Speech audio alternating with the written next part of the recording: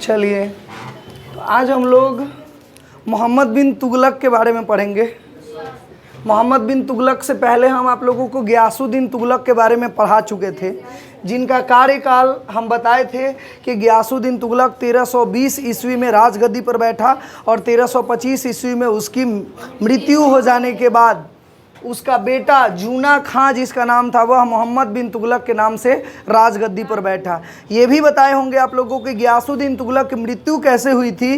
तो जब गियासुद्दीन तुगलक बंगाल के विद्रोह को दबाकर और बिहार के राजा मिथिला के राजा हरि सिंह देव को हराकर जब वह अपना फिर से वापस दिल्ली लौट रहा था, तो इसका बेटा जूना खां दिल्ली से 8 किलोमीटर दूरी पर अफगानपुर नामक स्थान तक जो है एक लकड़ी का पुल बनाकर जो है वह उसकी भव्य स्वागत के लिए, इसके स्वागत के लिए, गियासुद्दीन तुगलक के स्वागत के लिए जूना खां जो है वो लकड़ी का पुल बनाया था। उसी पुल से जाते समय पुल से गिरकर उनकी मृत्यु हो गई।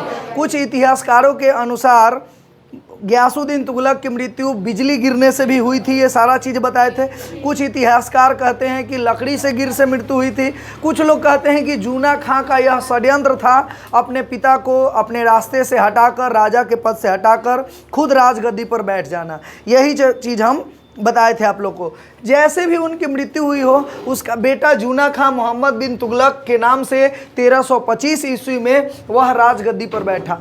मोहम्मद बिन तुगलक बहुत ही विद्वान राजा था, बहुत ही योग्य था। उसको खगोल शास्त्र का भी बहुत अच्छा जानकारी था, मैथमेटिक्स का भी बहुत अच्छा जानकारी था, रीजनिंग का भी, यानी कि तर्क शक्ति में भी वह एक योग्य व्यक्ति था, योग्य शासक था। और आधुनिक सोच वाला वो शासक था, यानी पुराना सोच नहीं रखता था, वो नए सोच रखने वाला यह पहला शासक था। जो वर्तमान में हम लोग अभी जो हम लोग शासन का हम लोगों का जो आधार है, अभी लोकतंत्र है ना, अभी इतना बाद यानी लगभग 1300 के बाद अभी 2000 ईस्वी चल रहा है ना, 700-800 साल के बाद जो लोग अभी शासन का आधार बनाए हैं, वह पहले ही शासन का आधार बनाकर, वो पहले ही यह शासन का आधार बनाकर रखना चाहता था। यानी अभी का जो लोकतंत्र है ना, उस टाइप का वो 700 साल पहले सोच रखा था कि ऐसा हम शासन बनाए। लेकिन उस समय की जो जनता थी वह इस बात को समझ ही नहीं पाई, और उसका जो भी नियम उसने बनाया, जो भी उसने नियम लागू किया, वह जनता के भले के लिए ही लागू किया था।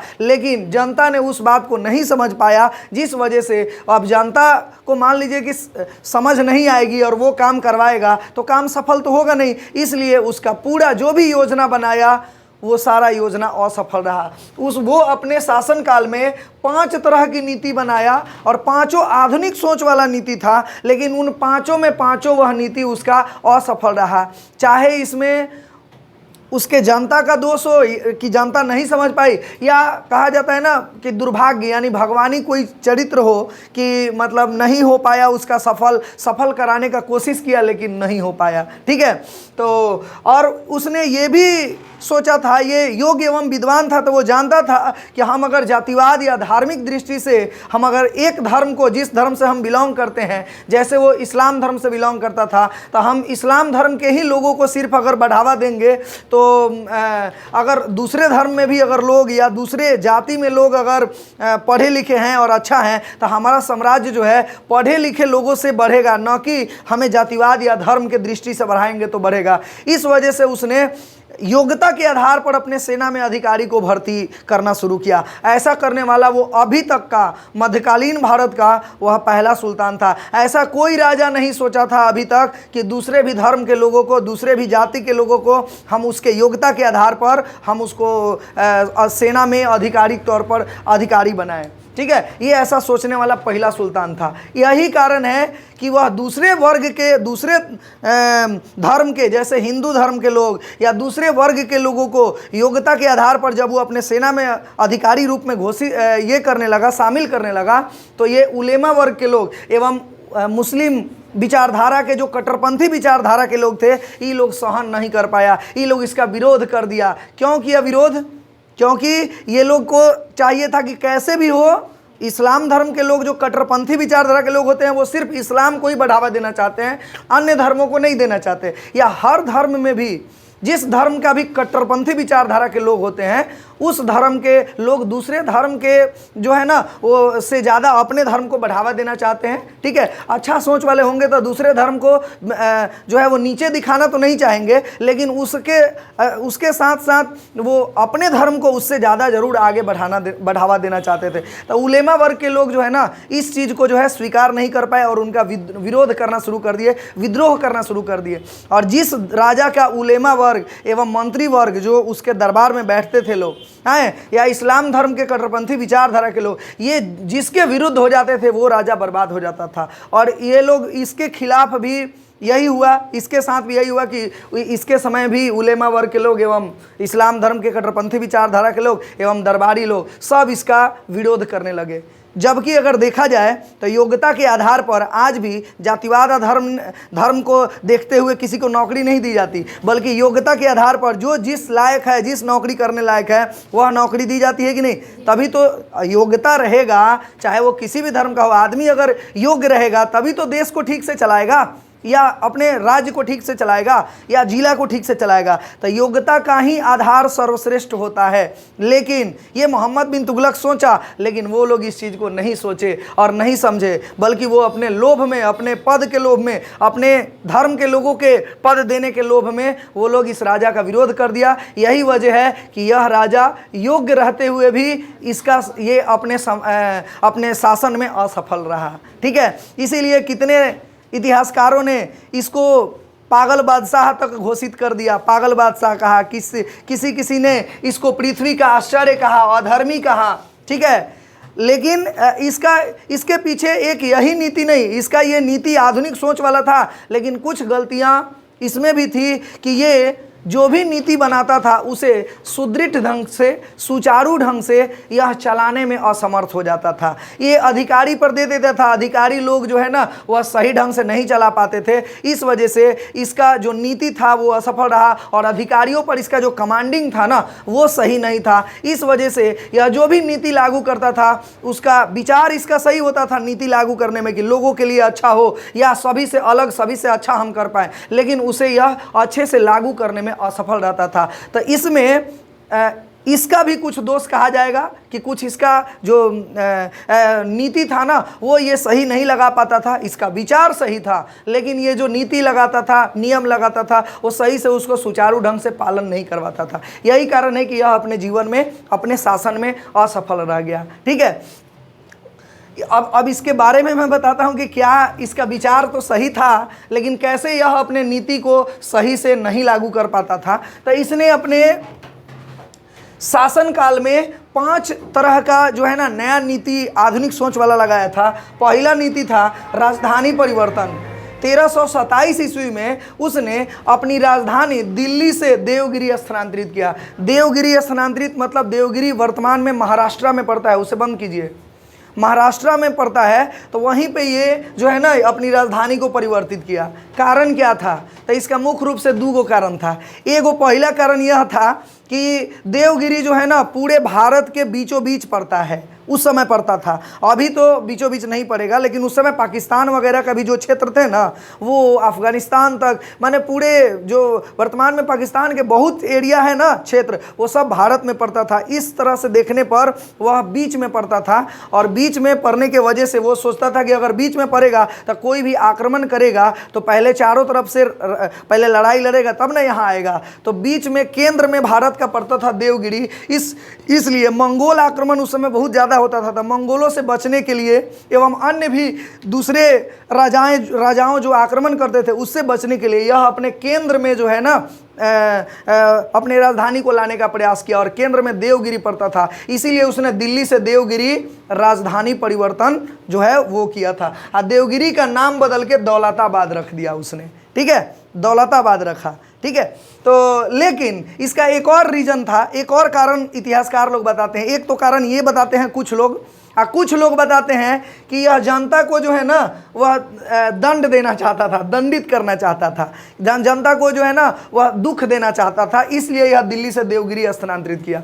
और वो लोग जब ये बात बोले हैं तो उसके प्रूफ में ये बोले हैं इतिहासकार लोग कि इसके समय में दिल्ली में क्या है कि दिल्ली के जितने भी उलेमा वर्ग थे और जितने भी बड़े बड़े जमींदार थे लोग, वो सब लोग जो है ना चिट्ठी लिख लिख कर इसके पास गलत गलत चिट्ठियां पहुंचाना शुरू किया कि आप ये हैं, वैसे हैं, ऐसे हैं करके। नहीं होता है कि राजा का माइंड फ्रस्ट्रेट करना कि आप सही से नहीं चला रहे हैं, कि आप दूसरे धर्म के लोगों को इसमें शामिल कर रहे हैं, ये सही नहीं है, ऐसे करके मतलब इसका जो है ना इसके पास तरह तरह की खराब जो है ना वह चिट्ठियां लिख लिख कर और इसको गलत साबित करने में लगा था लोग। तो इसने इसी गुस्से में आकर इस सोचा कि सबको दिल्ली से राजधानी देवगिरी परिवर्तित करेंगे और सबको वहां पे बुलाएंगे, जो नहीं जाएगा वो करके घसीट घसीट ले जाएंगे, और जे नहीं जाता था सबको घसीट घसीट ले जाता था। ठीक है, तो जितने भी लोग थे उसको सबको जो है ना पूरे लोगों को एक भी मतलब जो है ना वो आदमी नहीं बचा था, ऐसा इतिहासकार लोग कहते हैं कि एक भी लोग नहीं बचा था, सबको दिल्ली से देवगिरी ले गया।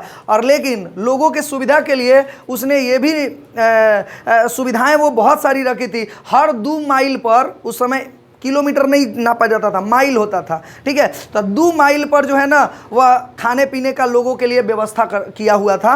और लोगों के लिए जिस रास्ते से देवगिरी जाना था, दिल्ली से देवगिरी, उस रास्ते में दोनों तरफ पेड़ लगाया था ताकि लोग को छांव मिले और आराम से। उस समय तो पैदल जाने वाला अथी था, उस समय एरोप्लेन नहीं था, ना ट्रेन था, और न ही बस का सुविधा था। उस समय पैदल जाना था। खूब सुविधा है तो घोड़ा पे चढ़ के जाइए, या हाथी पे चढ़ के जाइए, या ऊँट पे चढ़ के जाइए, पशु का सवारी होता था। तो दोनों तरफ छांव जो है ना वो लगा दिया था, फिर भी लोगों को जाने में बहुत कठिनाई हुई। ठीक है, तो इसलिए लोग जाने में ही इतना ज़्यादा कठिनाई हो गया ना कि लोग व्याकुल हो गए यहाँ से गए लोग तो। और दूसरी बात ये थी कि यहाँ की जनता जैसी भी थी, यहीं पे कोई आदमी गरीब हो कुछ भी हो, जहाँ पे पहले से रहा है ना, पिछले 100 सालों से उसके पूर्वज रहे हो, वहीं पे वो रहना चाहता है। नए जगह पे आप कुछ दीजिएगा उसको सहज महसूस नहीं करेगा। तो यहाँ की जनता को वहाँ पे ना फ्री में सारा कुछ दिया, देवगिरी स्थानांतरित किया राजधानी, तो वहाँ पे इन लोग को रहने के लिए, खाने के लिए सब कुछ मुफ्त में दिया। ठीक है, सब कुछ जो है ना वह इन लोगों को सुविधा दिया, लेकिन लोग उसको जो है ना सही नहीं माने। और जाने में इतना ज़्यादा उन लोग को कठिनाई हो गया कि लोग इस चीज़ को जो है ना, इन लोग पर बहुत बुरा प्रभाव पड़ा और राजा के प्रति नफरत की भावना आ गई। ठीक है, तो इस तरह से अब लोग का, अब इसमें वो क्या करता, अगर लोगों को, अगर ये बात सत्य है कि कुछ लोग इसको, दिल्ली के लोग कुछ लोग इसका विद्रोह करते थे, तो उन्हीं उलेमा वर्ग के लोग को जो है ना वह दिल्ली से देवगिरी ले जाता और उन्हीं लोग को परेशान करता और उन्हीं लोगों को सबक ही सिखाना था। तो उसके साथ साथ जनता को क्यों सबक सिखाया उसने? जनता को नहीं सिखाता। अब मान लो कि गलती करे कोई और, अब भुगते साथ साथ कोई और, जौ के साथ घून पिसाने वाला हाल हो गया कि उलेमा वर्ग बड़े बड़े लोग चिट्ठी लिखकर, और वो लोग ऐसा करते थे, तो उन्हीं लोगों को दंडित करता, उन्हीं लोगों को लेकर चला जाता देवगिरी, और उन्हीं लोग का ये जो कष्ट झेलना पड़ा वो उन्हीं लोग को झेलवाता, जनता को रहने देता, ये काम करता। तो उसका ये राजधानी परिवर्तन वाला जो है ना वह सफल हो जाता। लेकिन वह राजधानी परिवर्तन ये असफल हो गई। लोगों में जो है ना उसके प्रति घृणा की भावना आ गई, द्वेष की भावना आ गई। अंत में उसने 8 ही साल के बाद 1335 ईस्वी में उसने फिर से देवगिरी से लोगों को बोला कि जिन लोगों को जहाँ जाना है, लास्ट में देखा कि अब लोग असंतुष्ट रह रहे हैं, तो फिर से बोला 1335 में कि आप सभी लोग फिर से अपना दिल्ली जा सकते हैं, जहाँ आपका घर था वहाँ आप जा सकते हैं। लोगों को स्वतंत्र छोड़ दिया। फिर लोग धीरे धीरे, कुछ लोग जो है वो अपना दिल्ली आ भी गए, कुछ लोग वहीं पर रह गए, वहीं पर उनकी मृत्यु हो गई। ठीक है, इस तरह से उसका ये राजधानी परिवर्तन जो है असफल हो गया। ठीक है, आगे देखिए, सांकेतिक मुद्रा का प्रचलन उसने किया।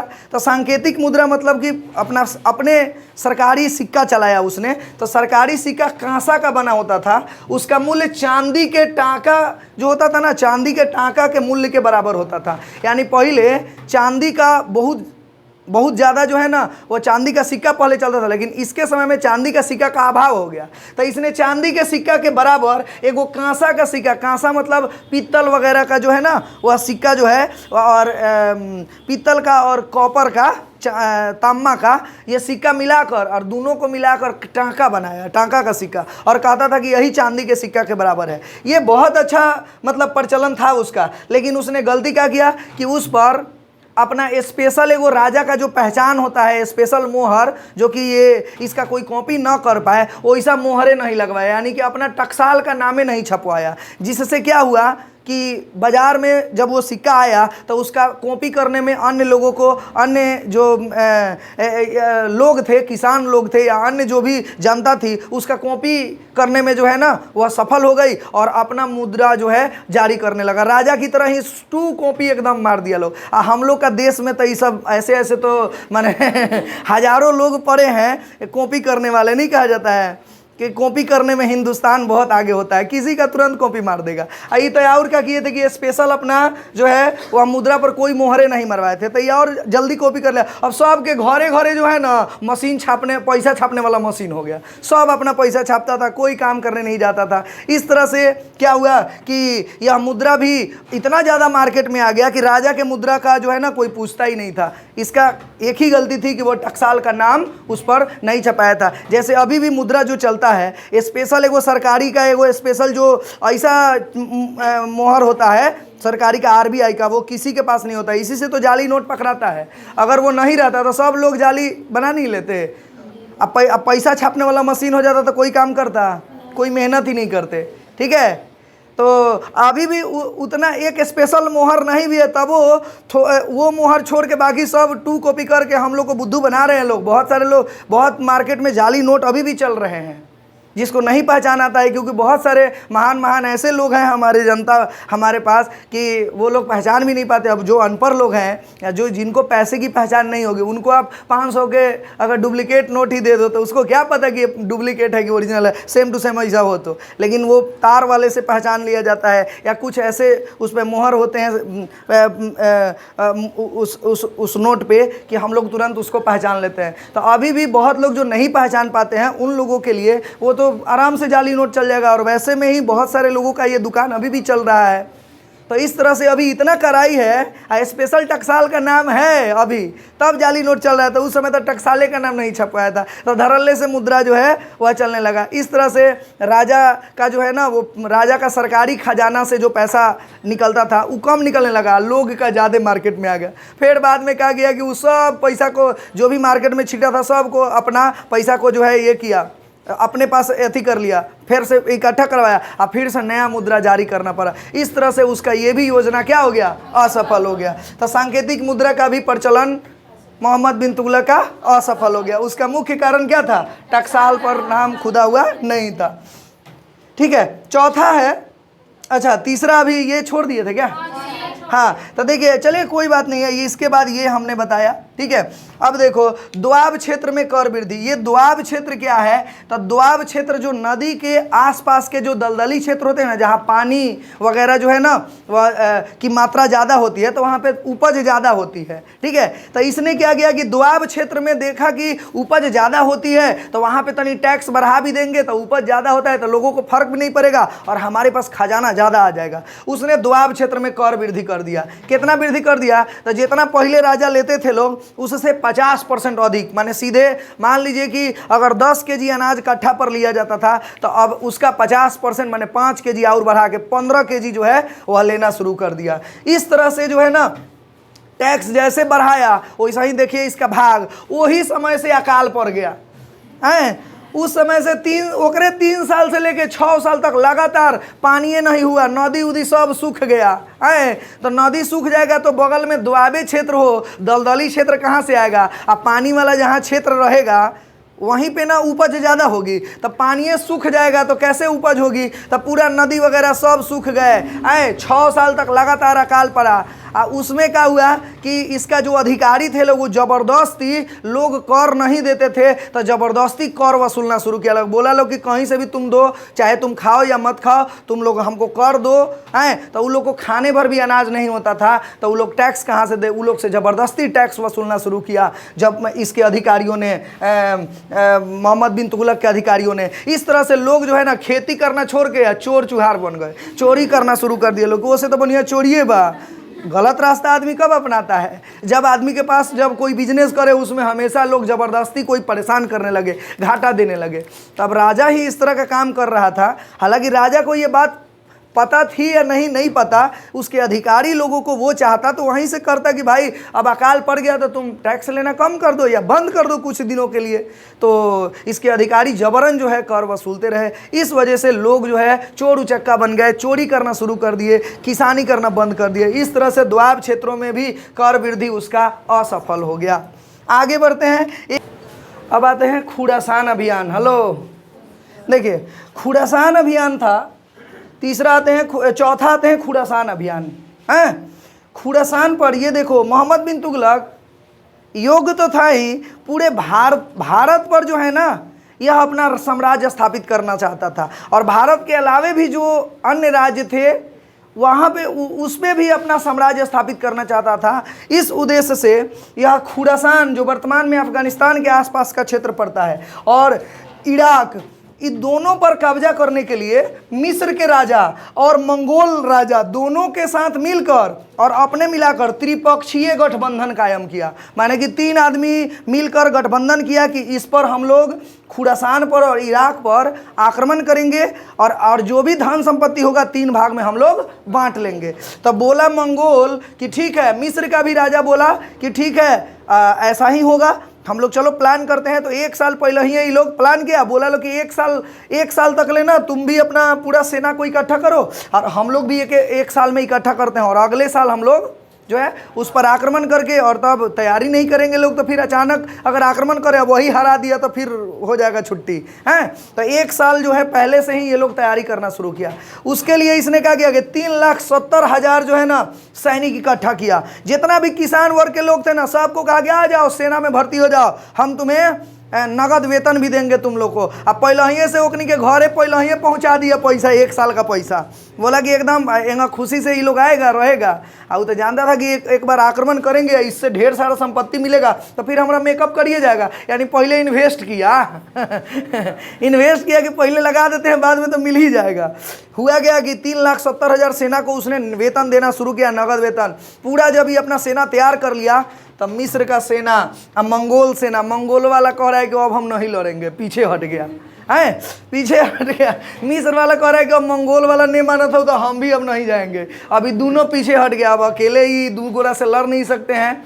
अभी जितना पैसा इस सेना को दिए थे वो तो खा के अपन बैठ गया सब अब तो वो पैसा बर्बाद चला गया, बाद में आक्रमण ही नहीं हुआ तो जो भी पैसा इसने लगाया वो तो मिला नहीं इसको। इस तरह से खुरासान अभियान भी क्या हो गया, असफल हो गया। ठीक है, अब एगो लास्ट आते हैं कराचिल अभियान।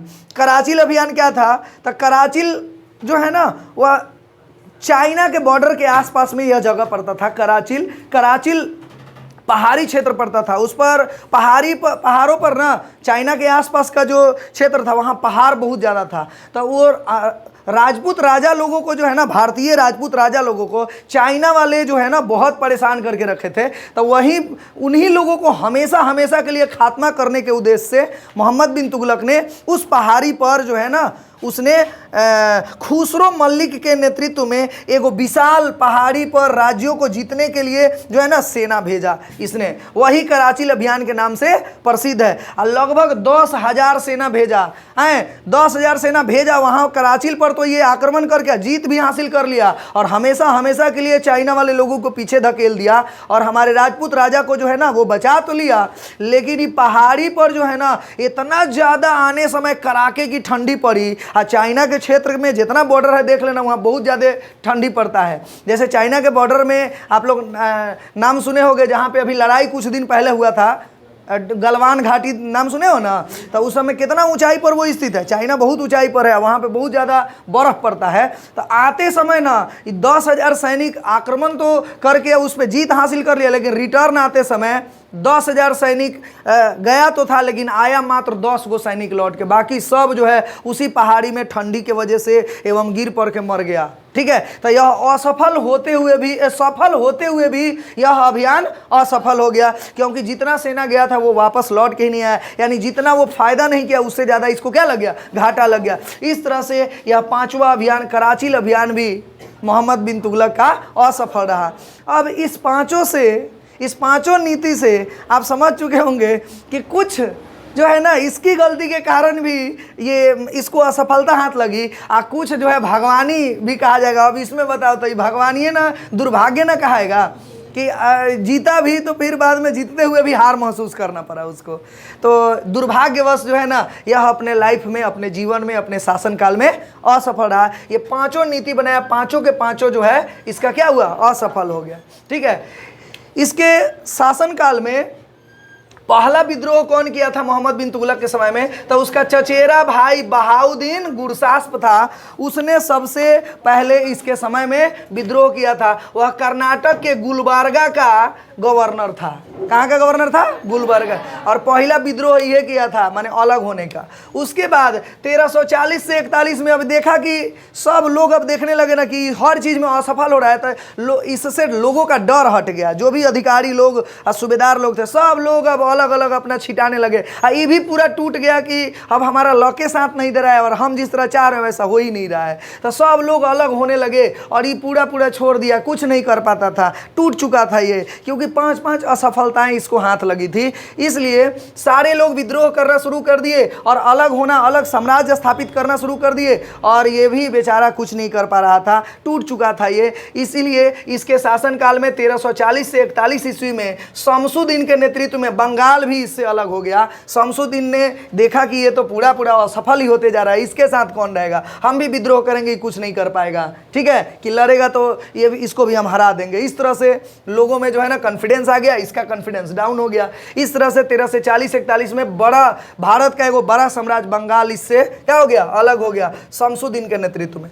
1336 ईस्वी में हरिहर एवं बुक्का नामक दूगो भाई था, उसने विजयनगर एगो नया साम्राज्य का स्थापना कर लिया। वही विजयनगर साम्राज्य जो कर्नाटक में ही पड़ता है, तब विजयनगर साम्राज्य जो है इससे अलग हो गया। 1347 ईस्वी में अलाउद्दीन बहमन शाह के नेतृत्व में एगो अलग बहमनी साम्राज्य की स्थापना किया। ये भी इसके देखा देखी जो है ना, देख रहा था कि 1336 में हरिहर बुक्का एगो अलग साम्राज्य बना लिया, 40-41 में बंगाल अलग हो गया, तो 47 में ये भी देखा कि धीरे धीरे मजबूती रखते हुए इसने सोचा कि हम भी क्यों नहीं अलग हो जाएंगे। इसने भी एगो अलग बहमनी साम्राज्य बना लिया। सम्राट जो है कुछ नहीं कर पा रहा था, टूट चुका था वो। ठीक है, और अपने लक को कोस रहा था। ठीक है, इस तरह से जो है अलाउद्दीन बहमन शाह ने बहमनी साम्राज्य की अलग स्थापना कर दिया। अब इसके विद्रोह का कारण क्या था, और इसलिए और ये असफल होते गया ना, इन लोगों को चाहता तो दबा सकता था, लेकिन इसके साथ ना उलेमा वर्ग के लोग थे, जानते ही होगी क्यों नहीं थे, दरबारी लोग भी इसके साथ नहीं थे, कोई इसका साथ देने वाला नहीं था, अकेले ये बेचारा क्या करता। तो इसलिए अब इसका विद्रोह का मुख्य कारण क्या था, तो सुन लो। अमीर वर्ग, उलेमा वर्ग के लोग में नाराजगी थी, क्योंकि योग्यता के आधार पर वह गैर तुर्क मुसलमान, हिंदू आदमी को, भारतीय मुसलमानी सब को सेना में जो है ना योग्यता के आधार पर क्या कर रहा था, गठित कर रहा था। यही बात उलेमा वर्ग को नहीं पचा, इसीलिए हालांकि अपने जाने से तो अच्छा ही ना कर रहा था, अभी के डेट में तो ऐसे ही चलता है। तो आधुनिक सोच था, लेकिन लोग समझ नहीं पाए उसके सोच को। ठीक है, तो लोग नाराज रहे, और अपने ही लोग जब विरोध करने लगे अब तो दूसरे पर आक्रमण भी करोगे, अपना आदमी साथ नहीं देगा, तो ज़्यादातर उम्मीद रहती है, ज़्यादातर डर रहता है कि आदमी असफल ही रहेगा। इसीलिए यह असफल रहा और लोग विद्रोह भी किए, तो ये दबाने भी नहीं जाता था, क्योंकि और लोग साथ ही नहीं देता इसको, तो ये जीतता कैसे, विद्रोह को कैसे दबाता। ठीक है, अब देखिए इसके मुख्य जो राजस्व अधिकारी थे, इसके जो मुख्य राजस्व अधिकारी थे वो रतन नामक हिंदू था। ऐसे और लोगों को ये लोग था और वही से जल बैठा। राजस्व माने पैसा जो का जो देखभाल करने वाला होता था ना, वो एगो हिंदू था, रतन नामक हिंदू। अब काहे था, काहे कि ये सबसे योग्य होगा राजा के नज़र में, लेकिन लोगों को ये बात नहीं पता कि बाप रे, ये है इस्लाम धर्म का, हम लोग के धर्म का है, और आदमी रखा है हिंदू धर्म का। वो लोग में भेदभाव था, और वो भी पैसा सारा चीज़ का देख रेख करने वाला वो था। हालांकि वो सही से सब काम करता था, लेकिन ये लोग को जो है ना ये बात नहीं पचा धर्म को लेकर। ठीक है, 1333 ईस्वी में इसी के शासनकाल में, मोहम्मद बिन तुगलक के शासनकाल में, इब्न बतूता नामक अफ्रीकी यात्री भारत आया था। इब्न बतूता ने रेहला नामक पुस्तक में मोहम्मद बिन तुगलक के बारे में सब कुछ लिखा है, और इसकी भी योग्यता देख कर, भले विदेशी था, इसकी योग्यता को देखते हुए इसको प्रधान काजी नियुक्त कर दिया दिल्ली का। अब आउट उलेमा वर्ग के लोग जड़ बैठे कि भाई न्यायाधीश टाइप का एक पद होता है प्रधान काजी का, उस पद पर जो है ना यह नियुक्त कर दिया। ठीक है, बड़े पद थे, हैं, तो उस पर एक विदेशी को स्थापित कर दिया, और उलेमा वर्ग के लोग और अपने जो दरबार के लोग थे वो लोग इससे योग कम थे तो नहीं किया, इसलिए इन लोग को लगने लगा कि भाई बाहरी आदमी को क्यों रख दिया है, लेकिन वो अपने जाने से वो योग्यता के आधार पर उसे रखा था इब्न बतूता को। ठीक है। अच्छा, मोहम्मद बिन तुगलक के समय में सबसे अंतिम विद्रोह कब हुआ था? तो गुजरात में, गुजरात के थट्टा नामक स्थान में विद्रोह हुआ था, और वही गुजरात के थट्टा नामक स्थान में इधर से जाते समय सिंध के रास्ते वो जब जा रहा था तो गोंडाल नामक स्थान में सुल्तान की मृत्यु हो गई। ठीक है। और वो विद्रोह कौन किया था ये गुजरात के थट्टा नामक स्थान में? तो तागी नामक शासक था। इसी तागी को जो है ना वह विद्रोह को दबाने के लिए जब जा रहा था तो गोंडाल नामक स्थान में 1351 में सुल्तान की क्या हो गई? मृत्यु हो गई। इससे इतिहासकारों ने कहा कि सुल्तान को अपनी जनता से और जनता को अपने सुल्तान से मुक्ति मिल गई, क्योंकि जनता भी इससे परेशान थी। सुल्तान भी जितना नियम लगाता था वो सब नियम असफल ही हो जाता था, यो जनता से परेशान था कि अब हम क्या करें। तो जनता को सुल्तान से और सुल्तान को क्या हो गया? मुक्ति मिल गया। यह कौन बोले थे? तो मेहंदी हसन ने कहा था। मोहम्मद बिन तुगलक के मृत्यु पर मेहंदी हसन ने कहा, मेहदी हसन एक इतिहासकार थे, कि सुल्तान को जनता से और जनता को सुल्तान से मुक्ति मिल गई, क्योंकि जनता के लिए ये जो भी काम करता था वो असफल ही हो जाता था, जनता इससे परेशान ही होती थी। ठीक है। जो भी नियम लगाता था वो नियम असफल हो जाता था तो जनता परेशान रहती थी, इसीलिए इतिहासकार ने ऐसा कहा। इसी के साथ मोहम्मद बिन तुगलक जो है वो चैप्टर कंप्लीट हुआ। 1325 से 1351 मोहम्मद बिन तुगलक का कार्यकाल समाप्त हुआ। चलिए तो मिलते हैं फिर ऐसे ही अगले वीडियो में। जय हिंद।